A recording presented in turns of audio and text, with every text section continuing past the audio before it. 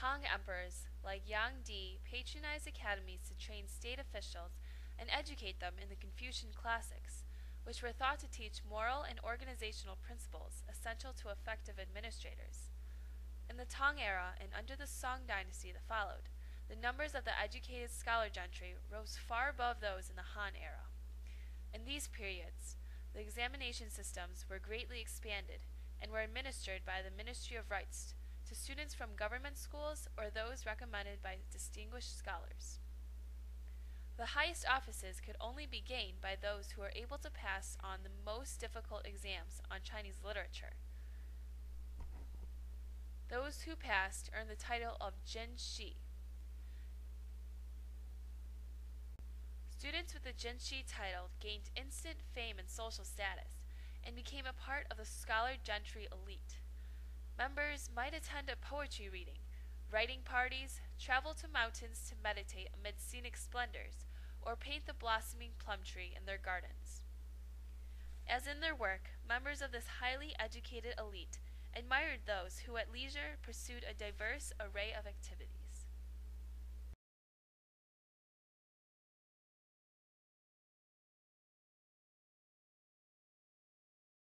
Although bright commoners could earn the Jinshi title, it was birth and family connections that were more significant in securing high offices. Sons followed fathers in position of power and influence. Many of these positions were reserved for members of the old aristocracy. The period after the Tang anti-Buddhist assault was the reign of Xuanzong from 713 to 756. Initially, Empress Wei poisoned her husband in order for her own small child to gain the throne.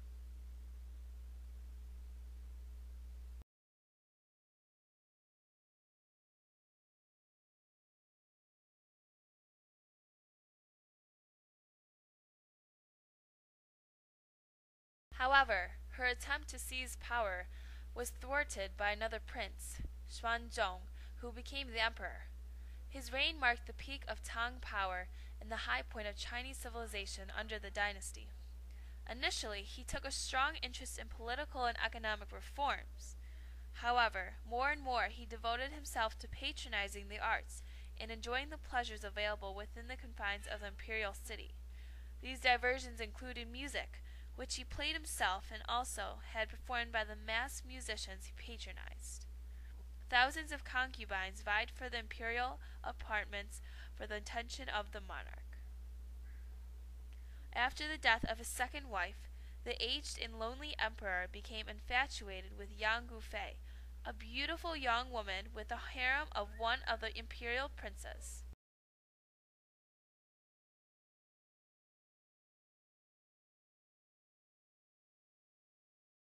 Yang Gufei was soon raised to the status of royal concubine. Yeah, you be jealous. She used her new power to pack the upper levels of the government with her greedy relatives.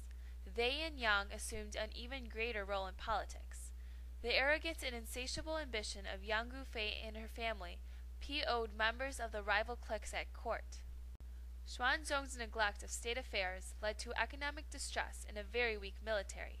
In 755, An Lushan, one of the emperor's main military leaders, led a widely supported revolt against the Tang government. Early in the rebellion, Xuanzong's retreating and demoralized troops killed several members of the Yang family. They then forced Emperor Xuanzong to have Yang Gufei executed.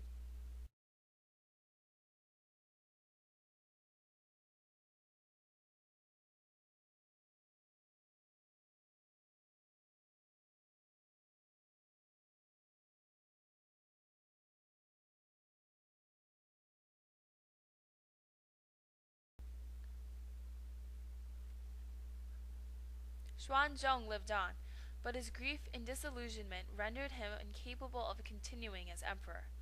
None of the Tang monarchs who followed him could compare with the able leaders that the dynasty had consistently produced in the first century and a half of its rule. Also in the Tang era, it was seen as very attractive for women to have teeny tiny feet. A mother would begin to bind the feet of their daughters as early as 5 or 6.